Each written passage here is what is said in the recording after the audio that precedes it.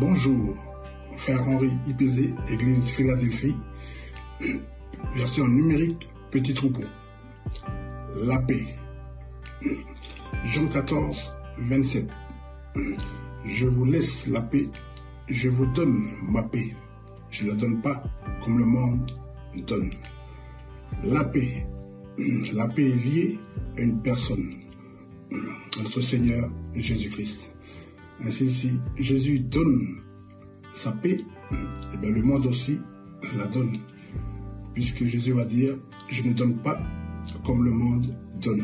Qu'est-ce que le monde? Le monde, c'est un système satanique et diabolique spirituel, causé par la désobéissance d'un homme, en l'occurrence Adam. Donc, pour nous, ce matin, la paix. La paix se trouve où? Se trouve en la personne de notre Seigneur Jésus. Et le monde donne aussi la paix. Mais la paix que l'homme donne est très fragile. Ça tient sur un fil. C'est pourquoi 1 Thessaloniciens 5.3 va nous dire, quand les hommes diront paix et sûreté, alors une ruine soudaine les surprendra, comme les douleurs de l'enfantement d'une femme enceinte.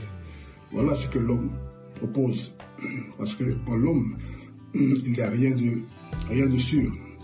Que dit David à propos de l'homme? De la plante des pieds à la racine des cheveux, tout est contaminé, tout est corrompu. Mais quant à notre Seigneur, lorsqu'il donne la paix, c'est une paix sûre et certaine. Mais pour qu'il y ait paix, où se trouve donc cette paix-là? Se trouve dans la vie de notre Seigneur Jésus-Christ.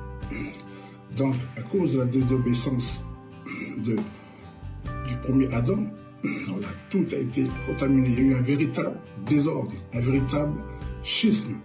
Où ça? Eh bien, il faut savoir que l'homme est constitué de 3 compartiments, l'esprit, l'âme et le corps. Et voilà ce que l'homme propose. Il propose une paix incertaine.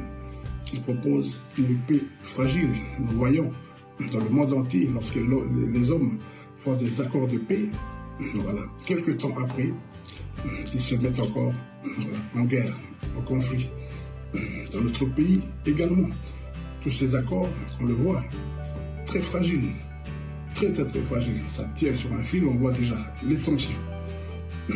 C'est pourquoi il nous faut d'abord une œuvre de justice en nous. Il faut que l'esprit soit à sa place, c'est-à-dire en haut, la première place, après l'âme et le corps.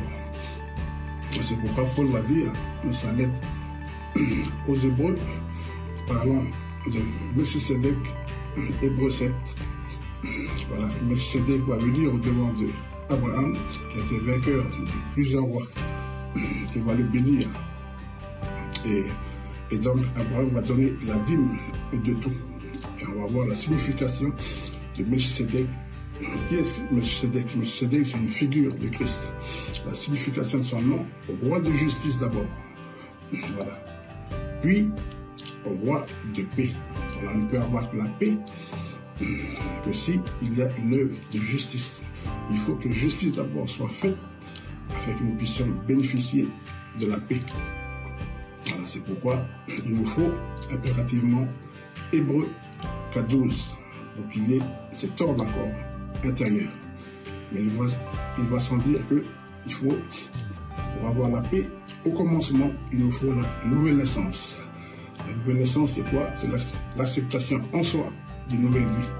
La nouvelle naissance, œuvre de justice pour avoir la paix. Et tout cela se trouve uniquement dans la vie de Dieu. C'est pourquoi ce que Jésus propose, c'est une paix sûre et certaine.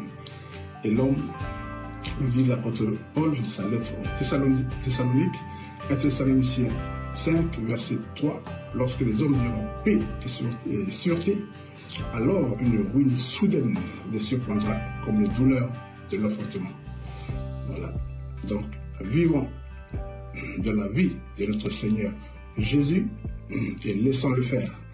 Voilà. Qu'est-ce qu'a dit Jean dans le baptême dans le Jourdain à propos de Jésus? Voilà. Dans cet entretien-là, Jésus va lui répondre, laisse faire. Voilà. Il faut que justice soit faite. Voilà. Dans cet entretien de Jésus avec Jean. Là, pour avoir la paix, donc, il nous faut d'abord avoir cette vie, la vie de Dieu, et que justice soit faite. La paix. Voilà. Vivons de la vie de Dieu. Bonne journée à tous et à toutes.